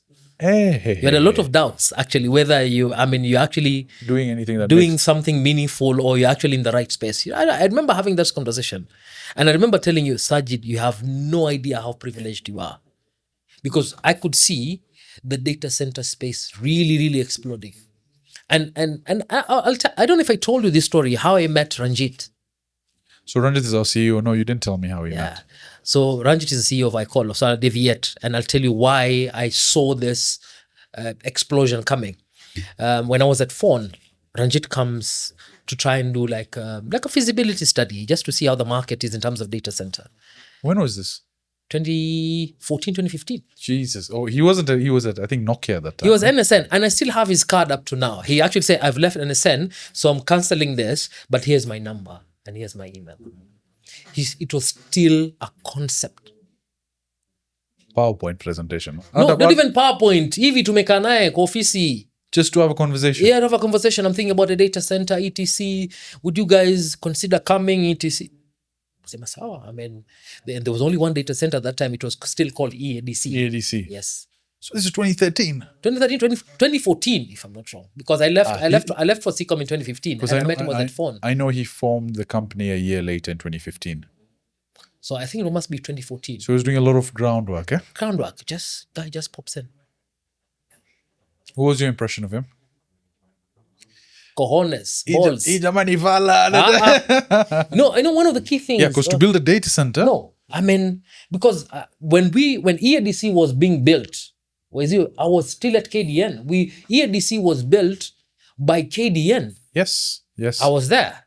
Dan Quach, I used to sit next to Dan Quach. He was a product manager, data center. I was a product manager, DSL. I used to sit next to him. So I could see what the future was. And what I'd learned from KDN was, boss, KDN is doing the right things. I mean, we built metro backbone fiber Nairobi, Mombasa prior 2009, because when Seacom landed 2009, that's how traffic was carried. So the backbone Nairobi, Mombasa was built by, I think RFS was 2008. This is backbone fiber, guys. Backbone fiber. Yeah. We're talking about DWDM. We're talking about 10 gig. In 2008. So what does it tell you? It tells you innovation, vision. The late Kai Wolf and the team that was around him, Kinabavesh and everybody else, I mean, saw this coming. The submarine cable coming in 2000, like now, there's to Africa coming. Yeah. And so where's this capacity going to go? Yeah. This capacity can't stay in Mombasa. It has to go inward. Inward. How is it being carried? Who's carrying it? Northby. Yeah. I mean, no. Jenga 5. DW. And when I was a network engineer, I was in charge of maintaining those repeater stations. So there's one in Mariakani, Voi, Emali. And I love from the networking side, you sort of got full exposure, hands-on from that. Yeah. Sasa, circling back to Seacom now. What was the move? What prompted the move to go to Seacom? So now. And Seacom, by the way, guys, is one of the undersea cable operators. Yeah. They were the second one to deploy? First to land. Before Teams and Before Easy? Easy. Really? Seacom was the first. 2009? Yes, 2009. Seacom was one of the first undersea cable companies to launch there. Yes, and Seacom was not a consortium. Seacom was a pure private entity. Yes, and consortium normally with undersea cables is there's several providers from different regions that get together to buy capacity in bulk and deliver capacity, and they have arrangements. Yeah. So Seacom was a single entity building its own cable, selling to everyone else. Okay, Sasa, what prompted the move then? So Seacom was predominantly carrier. It still is a carrier. Yeah. So that means the likes of telcos, the Safaricoms and everybody else, ISPs, they buy Yes, bulk. they buy in bulk, correct. So definitely from 2009 all the way. And I think up to 2014, I don't know what the exact time where, I think the board felt, look, this wholesale space, the revenues are going to diminish. We need to go into the enterprise space. Yeah. Into enterprise space. So now Seacom, number one, because of that enterprise strategy, they had to build a metro network. So they had to put a pop at EADC. That's why even I call it the Seacom. Okay, yes. So now this network, these nodes, these pops had to be connected. So when I was at phone, we sold to them dark fiber. So Seacom used to be my number one customer. So I used to be at Seacom, I mean, every other week. And one guy saw you over there and like, you're wasting your talents. Yeah? Good job. So no, I mean, one of the key things that I've learned, and I tell my guys, it's very rare that someone is going to think of you personally in terms of career progression. You have to say, guys, Sajid, I'm looking to move. Is there an opportunity? And I call her. So Sajid knows, okay, this guy is looking to move and I think I can work with him. If you don't ask, no, very rarely will people ask you. As they say, closed mouths don't get fed. Yes. So if you while I was doing that, so they were doing a POC on Seacom business. So at that time, the MD, Joseph Moridi. So I reached out to him and said, Joseph, listen, I know hii kitu itaiva. Ikiva, sisi tuko. Just know. And I had very intricate knowledge of SECOM architecture. I knew the people inside out from the Because you helped projects. build it because I fun was there yeah, every other week. Yeah. I knew everybody by first name. I used to go into the kitchen and have breakfast with them, etc. So from a culture perspective, I had amazing culture. Amazing culture. So I'll say that when I joined the industry, that period, Yeah. the CCOM culture, the people that were there, I was so envious of how you guys just seemed like you had your shit together. We did have our shit It together. was you know the thing is, you remember the parties you guys used to throw in South Africa and Cape Town and those everything? connected events. Customer facing. It was happening, you know. It's a strong brand. It really is a strong brand. Okay. So when the POC was successful, Joseph calls, okay, so now I have a budget. Send me your CV, nini. So that's how I managed to get into SECOM. So I and Patrick Ndogo, Patrick used to be my team lead, who's now the SECOM Uganda MD. Uganda MD, yeah. So he started off in July, I started in August. So we started off with zero enterprise customers. Zero. So you were head of enterprise sales? No. I was an account manager. Patrick was the head of enterprise. Okay, so you were account manager for enterprise. For enterprise. And I used to plug in into Patrick. Ulianza na zero pipeline. Zero pipeline, zero customer. Pipeline we had because, we know It's the SECOM, industry. yeah. We know the industry, but now we're trying to target the corporate customers. So now we're going after the KCBs, after the equities, after the who's who, especially on the enterprise space. And it's not a virgin space. There's already ISPs and service providers. Exactly. You're stealing people's wives. Exactly. Wow. It was one of those, but it was an amazing, amazing journey. Let me just say this. Nassir is too humble. These guys ruined people's wives. They picked people up. They stole business. Well, not necessarily so. They won business. Yeah, we did. You guys did damage, Bana. We did. And I think, and it's very interesting how... Again, I'm coming in from this perspective. My sales cycle were like 6-7 years. And Nassir, every time I'm meeting, I've closed this. I've closed this. I'm like, hey, but no, but you see, but the solution and the product is different. Yeah. It's more. I mean, right now, truth be told, to try and churn a customer from a data center to another is no joke. It's very difficult. Very difficult. I mean, there's that physical work, there's a change management, etc. It's very difficult. But having someone moving from one IP transit provider to another, especially if they have their own IPs and a BGP session, I mean, it's a walk in the park. Can I comment on that? Yeah.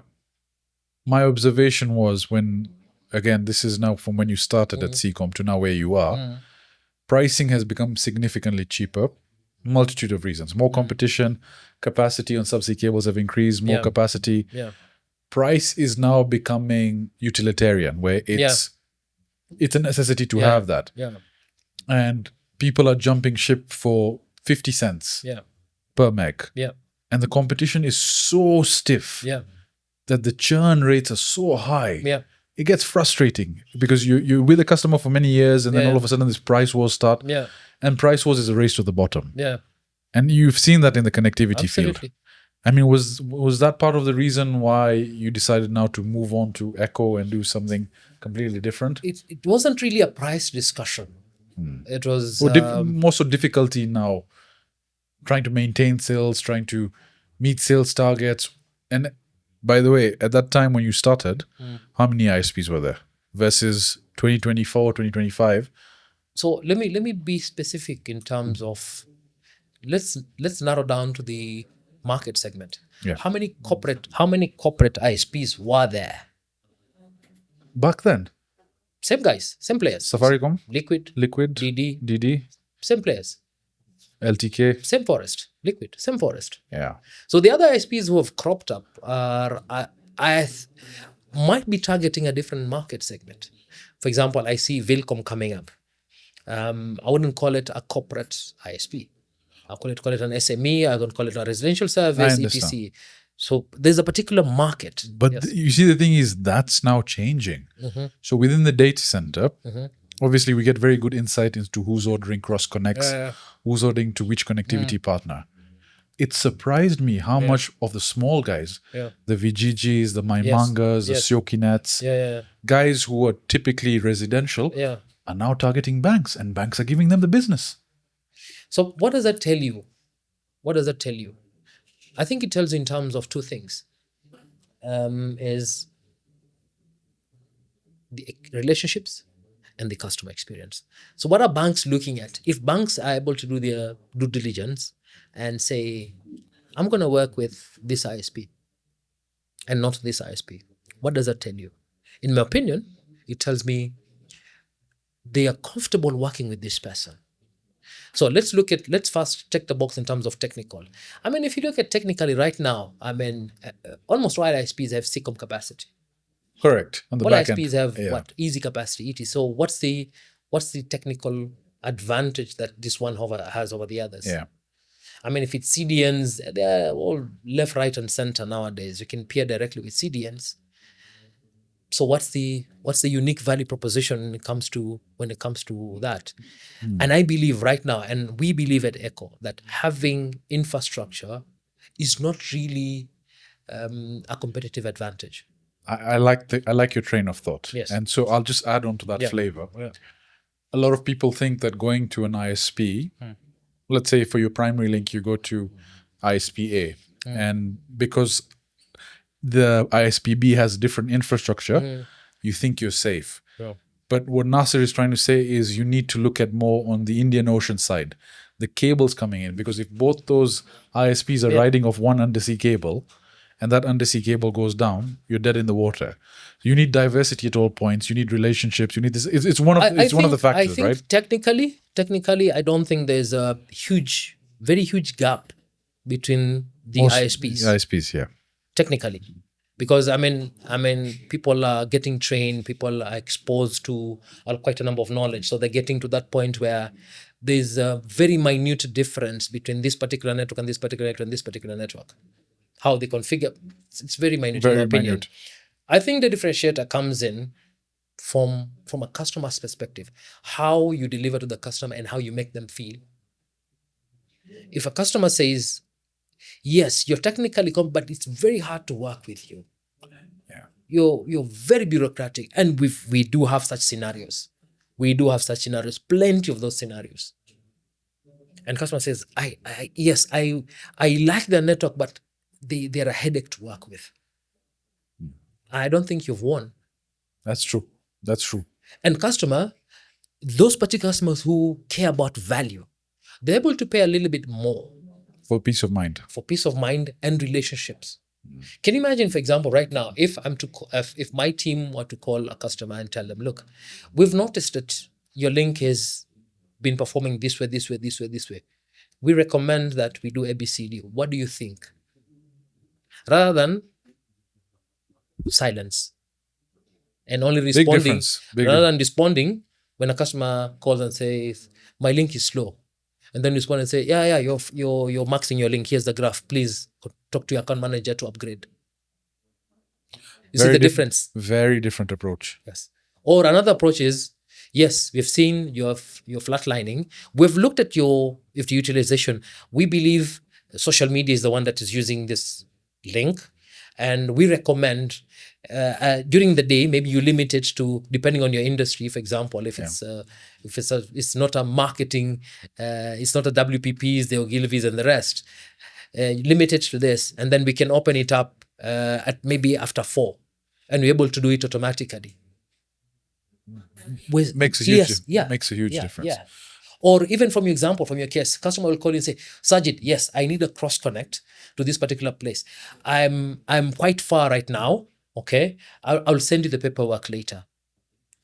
Compared to someone say, no, we can't move without a signed order form. That's one of the things where, as a startup, which I call was initially, that was a prerogative. Get customers moving, get customers done. Yeah. But I think there have been some incidences where paperwork was not done, and then it came back to bite us. Yeah. And then more stringent policies come into place. And where I cosana with the teams as well is sometimes customer is 2-3 in the morning, you need something urgently. I have a relationship with the engineers. They'll sort me out. We'll follow up paperwork. Yeah. The rest of the teams find out I went over them. Customer's happy though. Yeah. Right? And to be fair to most of the teams as well now, we've realized when it comes to extreme circumstances, everyone is customer first. Yes. Fuck the paperwork. Absolutely. It will come later. That can sort out. Agreed. And especially if this is an existing customer. Existing customer, correct. Which again, remember we were discussing. Yeah. you start losing the customers the day you start signing them. Absolutely. So the day you sign them is the day you're gone. Yeah. You have to work on keeping them. Absolutely. And that's Absolutely. it's an uphill task. Absolutely. My follow-up question Yeah. to this is, do you think ISPs in general, would you start an ISP business is a better question, given how competitive it is? Or should you start an ISP business and then have levels of layers? You have cybersecurity services, IPTV. I wouldn't do I wouldn't do internet. You do service provider. I would do service provider Within the ICT doctrine? within the ICT. Okay. Which now is a good segue.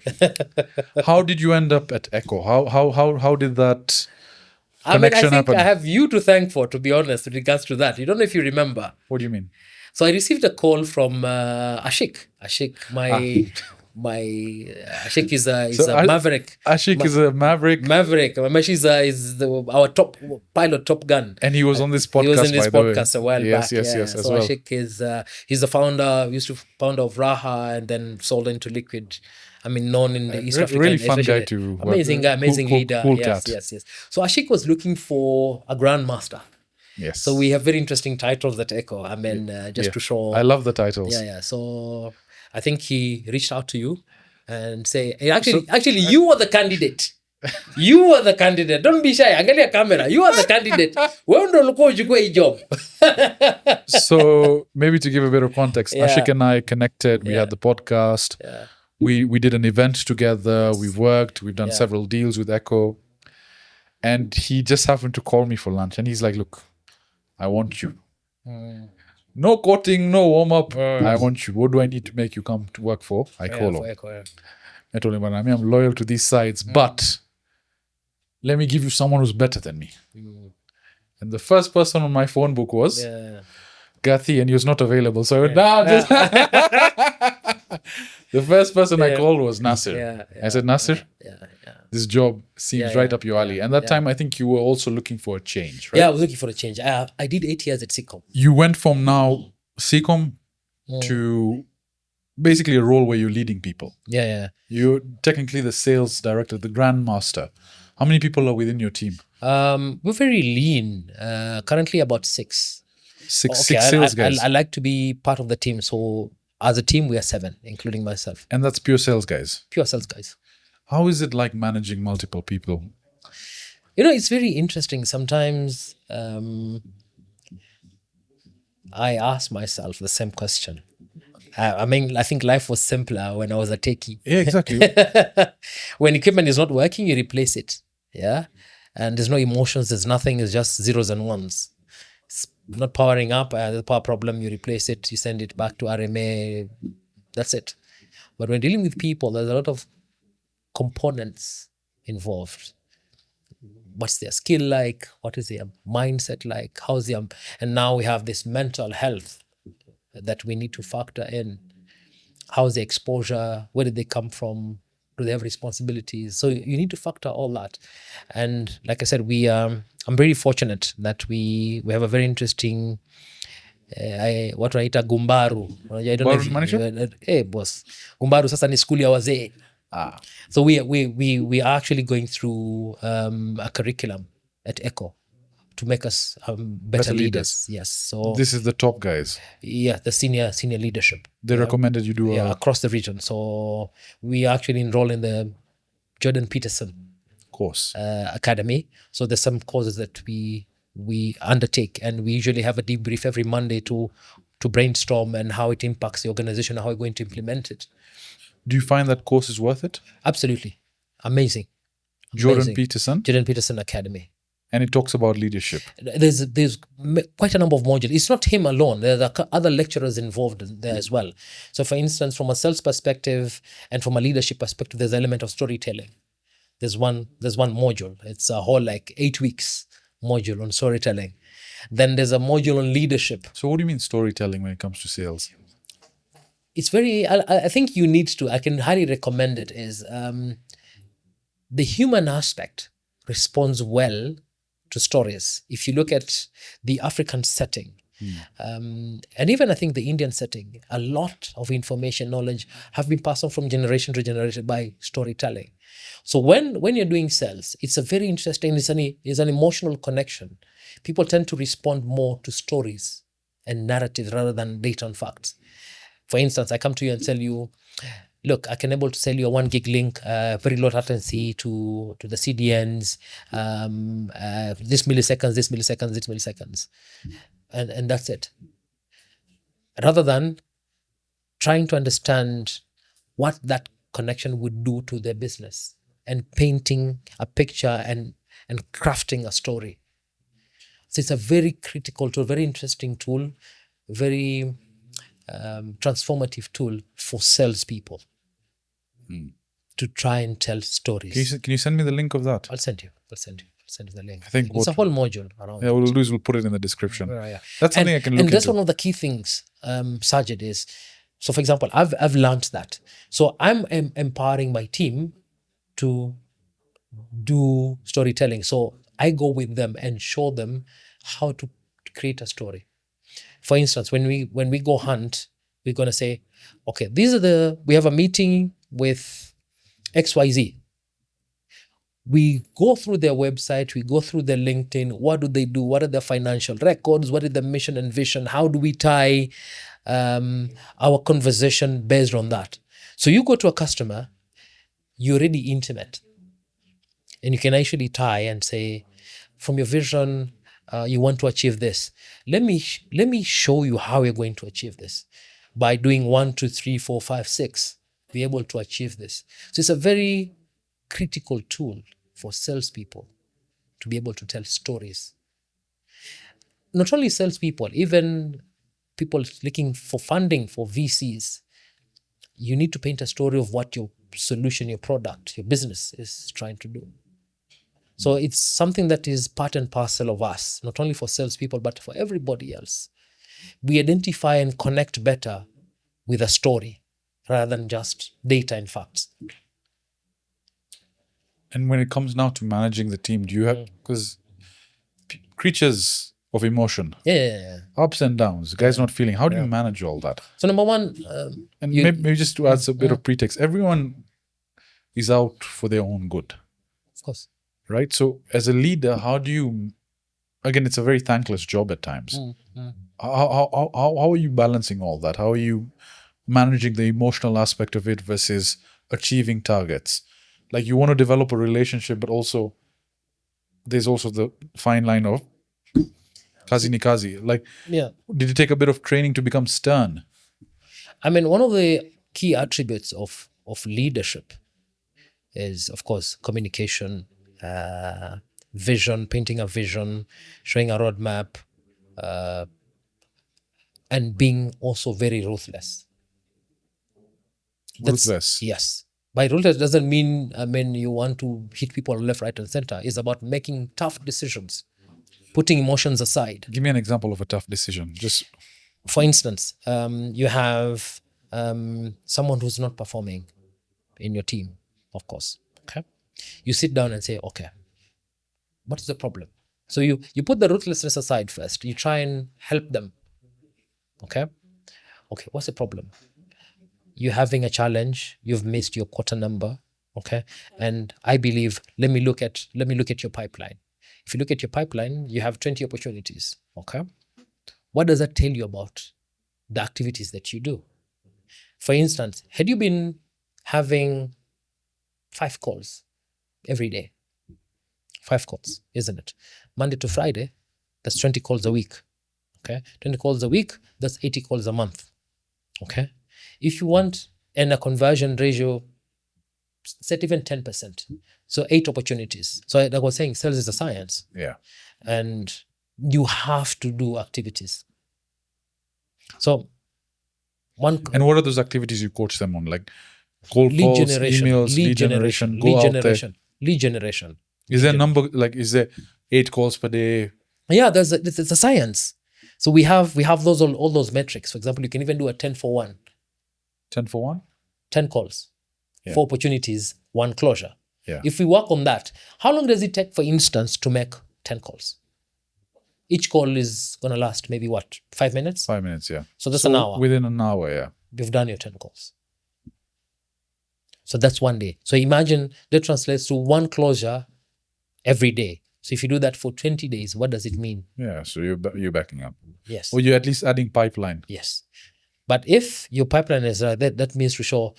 I usually say, I mean, when you see someone who's unwell, who's gone to ICU, there have been an underlying problems.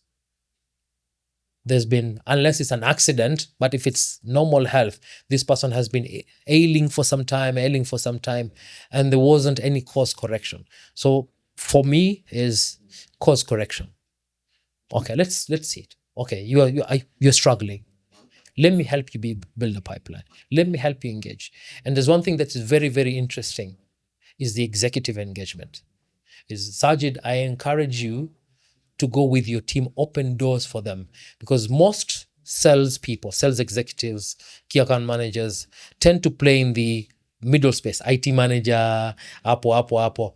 But those are mostly influencers. They're not decision makers. Take them to decision makers. So you take them to the decision maker, and the decision maker is prepared to have a conversation with his peers. That means the director of sales, chief commercial officer, a GM, an MD. So you need to help your team get to that point, because they're still learning to have executive engagements, but they're very comfortable talking to the IT guy, talking to the network guy, talking to this, or even to an extent a little bit talking to the procurement guy or finance guy who's gonna sign off, who's gonna pay bill. But in terms of who's actually the executive and making the decisions for this organization, they typically lack. So that's where we as leaders, you come in and engage on the top level, and then the other team also does it. So it's a whole consolidated front when you're having such a conversation with sales. Okay. If our new sales guy again, we've talked about how you'd expect me to spend my day, right? Yeah. But what are sort of some tips and tricks you could tell me to do to spend my day and make it more productive to close stuff, right? Number one, we've agreed, like you spend time. Yeah. I mean, go for it. Number one is really understand the culture. I've had people coming in, not only at Echo and at the other places, where they come in, the first thing they say, no, but at Liquid we used to do this, at Safaricom we used to do this. Forget that place. Yeah. I mean, pick those learnings, come in, settle down immediately, understand our culture, understand our processes immediately. Try and get up to speed, because the moment you start reminiscing, it was this and this, you're already blocking your energy. You're already not in the right mind space. So the earlier you settle down, the earlier you can get settled and run. Okay. That's one. Number two, understand, of course, we've said the process and etc. Reach out to your network immediately. Within your network, immediately. Unless you're a newbie, you're coming from uni. How would you develop that network then? If you're a newbie, to be honest, mentorship. Get someone to mentor you. I'm doing that at the moment with a few people here and there, trying to mentor them, so they're part of my network. To be fair, for that, when I joined, I didn't have any network. So the people I went to was the people my boss was dealing with, which is Nassir, which is Gathi, which is Barry. And then I would use them to introduce me to 10 people. All of a sudden, I have 30 people. Absolutely. It's exponential. Yes, it's exponential. So, and basically using every person you meet to get a connection to 2-3 customers. Absolutely. Okay. For instance, I was telling one of my team members. Yeah. Go through my LinkedIn, all my connections. Go through my LinkedIn and tell me who you feel that from which organization we can add value, and I will reach out to them. On your behalf. I'll reach out. They're already on my network anyway. Why should I reach out? The other thing is, okay, so that's actually a very good tip. Using the circle of influence around you to then connect you to more people. In terms of follow-ups, how would you structure it? Like, if there's a customer, how often would you recommend people stay in touch? Because again, I'm asking all these questions because there are a lot of young sales guys that have discovered this podcast that ask me, how should I improve their sales? Number one, try and be unique. Because everybody is calling back and say, I'm just following up on our proposal. I'm just following up and I'm just following up. It's so tiring. Even I try and wear the customer shoes. Wear the customer shoes. Everybody is trying to get business from him. Everybody is trying to work with this person. So how can you be unique? So try and learn how to be unique. Try and get different types of way for you to be very creative. Okay? And one of the key things is also understand. Look, I saw you on the news. I think you guys had an amazing performance in terms of your EBITDA. And look, I don't want to take much of your time. Can we do 1, 2, 3, 4, 5, 6? Yeah. And there's a few tips. I was watching somewhere, and I'm always trying to upskill. Try and get a no. Is this a bad time? This is a bad time, exactly. Yeah. No, it's not a bad time. Not a So bad time. Yeah, exactly. someone will give you 1 minute or 2 minutes. I think the best thing to do is as well, don't approach it like a car sales guy. Yeah. And don't be, in my opinion, have faith in the value that you add. Don't be desperate. Don't be needy. We can smell that. Absolutely. Desperation. It's like, you know, like the way a poor man's greeting is seen as begging. Which is unfortunate, but it's the way the world works. I mean, you don't have to seem desperate, because if you seem desperate, yes, and especially if you don't have the customer in the first place. Correct. I mean, the customer's not picking. I tried calling you. It looks like I don't think I can add value to you anyway. So. Yeah, exactly. And the thing is, the simple stuff, like if you're trying to approach Nassir and Nassir is not getting back to you on a proposal, you can just ask him, listen, hey, if you're free, let's catch up for coffee. Simple thing like that. Change the environment. Exactly. Don't make it the office. Exactly. Office is too rigid. Yeah. Try and get them for lunch. Try and get them for this. Absolutely. Sell to the person, not to the business, because that person is the one tied behind that emotion of buying your product. Another thing is try and get champions. Let's say you're trying to sell something to KCB. Have multiple engagements with different people that they can, some of them you'll genuinely bond with them. Someone you'll have a bittersweet relationship. Someone you'll have a cold shoulder. And someone is able to give you feedback and tell, look, your proposal is very expensive. And these guys have said it. Correct. Try and get a champion. So an approach to that is, I call it the ripple effect. Yeah. Where you don't just target one person, you target 10 different people. Absolutely. Within the same organization. Within the same organization. Absolutely. Because then they'll give you ideas about where everything is. But then once your company is mentioned, there's a ripple effect. Yes. I know Nassir. I know this guy. I know doing that. Okay, so those are actually good tips for us to use. Like I said, sales is a science. It's a science. I like that. There's always ways to do things. You know, the thing is, you're doing fantastic. You're someone I look up to. Thank you. I think this role at Echo, we haven't really talked about what Echo does. Maybe as we wind things down, what does Echo do specifically? What can I say? We are very unique. We call ourselves a digital services gateway. So basically, we have about 5 pillars that we have. But wajua nyumba haijengwi na pillars peke yake. 5 pillars. So we have managed connectivity. So and this was a conversation I've always tried to bring with other people is, and in this day and age in 2025, we are still at a point where we have our own fiber. We have our own fiber. And so what?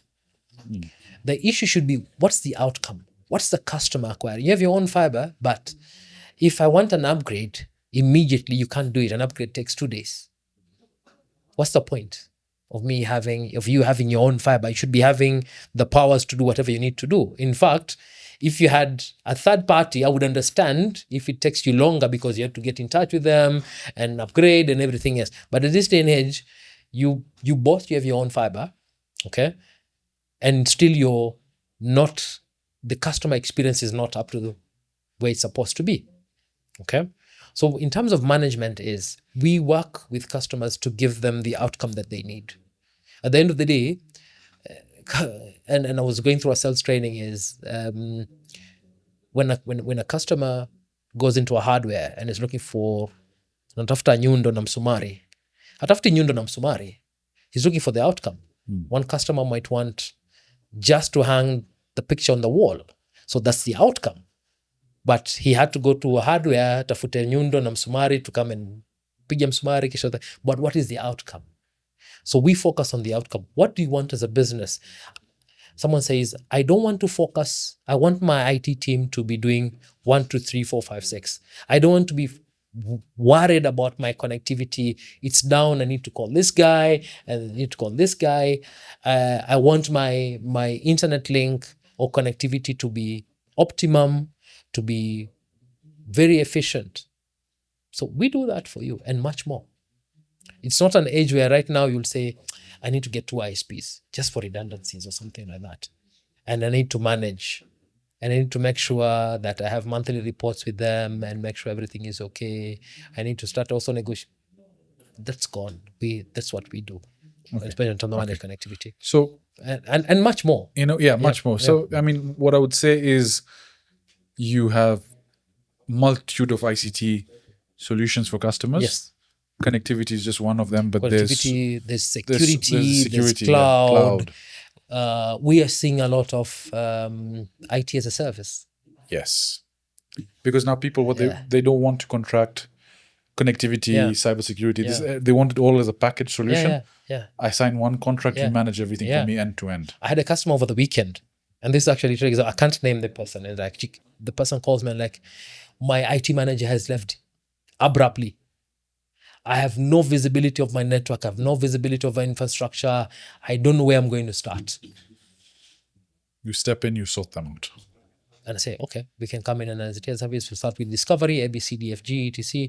And then we'll continue managing it for you. And we also give you, what do you call it? Succession. So now you're going to replace the IT manager. And then when this person leaves, what's going to happen? You're going to hire again. What's the hiring period? 3 months, 4 months to hire someone and understand the culture. Yeah. But at Echo, is institutionalized. Correct. We understand your culture. We understand how you do things, your processes, your infrastructure, your security policy, which we've helped develop with you. And we have succession. If my engineer leaves, there's a whole team behind the IT as a service solution who's able to support you. Support you on that. Yes, because they're already supporting you 24/7 anyway, because you already have we have 3 shifts. So at any particular day, you have 3 different people supporting you and knowing your infrastructure. So that's one of them. We do amazing in terms of SD1, some of the amazing brands. Pioneers in a way, yeah? Yeah. And we do like the back of our hand. Like you guys in terms of call, putting up a rack and doing a cross connect is like... It's just common. Yes. That's actually... Yeah, and we are present in about 8 countries. East Africa region, Kenya, Uganda, Tanzania as the Echo Group. Kenya, Uganda, Tanzania, Namibia, Ghana, Zambia, South Africa. The whole lock, stock and barrel. Yeah. Again, what I'll do is I'll link your email address here. Yeah. So in the description, so if people want to reach out to you professionally, they can. Absolutely. So as we wind things down, Nassir, Yes. one of the things you asked me before we started the podcast was, why am I not married yet? Yeah, in fact, maybe you can answer that question. No, I can even picture. As we close I can things. even try and picture your mom like, beta, what is wrong with you? Hey, mom doesn't have a record. Inshallah, it's happening. Hopefully this year. Yeah. But yeah, now it's time to settle down. Yeah. Lazima tukule biriani pamoja. Kabisa. Mimi nimekwambia halua juu yangu bana. Would you recommend getting married? Of course. I think physiologically, I think any normal human being is incomplete without a partner. And that's what I stand for. Okay. You do have other people who have their different challenges here and there, but those are outliers. But any normal person at the right age of getting married is incomplete without the other. Those are my sentiments. Okay. People will refute them and etc. Maybe now when you come back for part 2, maybe there's a ring on the finger, yeah? For you, inshallah. Don't worry. Like I said, mimi, unajua mila za Kiswahili is msikitini, halua, nini. Yeah. So mimi nimesema halua is on me. I'll sponsor the halua. I think that's been a comprehensive podcast. We're going to have a lot more. Yeah. I appreciate you, Nassir. I really do, my brother. Anytime, brother. By the way, almost the right time. 9. I actually thought it was like, hey, boss, it's too long, eh? Yeah, no, but it's good. It's the perfect amount of time. I appreciate you coming in. True. Thanks for having me. Are you on social media, by the way? Yeah. Uko Instagram. No, not on Instagram. You know, I've always looked at Instagram as, you know, I'm an old school. I mean, I'm an old man. I'm an old man. Eh? Join Instagram so I can tag you on the reels and tag you on the posts so everyone will follow you. Okay, sawa. Promise. Sawa. You can name it as, what is it? I want to do a network joke. Yeah. GB boy or I'm a TB. No, TB boy. No. You know, there's one thing that I usually have a very interesting conversation with my wife and kids. You know, I have teenagers, so the conversation that I have are almost semi-adult. Like, guys, I'm old. Like, hey, Daddy, what are you talking about? You're not old. You're I'm like, you guys make me old. How old were you saying you are? I'm 43. 43, you're young, bro. Yeah, me. This guy, does he look 43? Yeah. No, me. Boss, I have my firstborn is 17.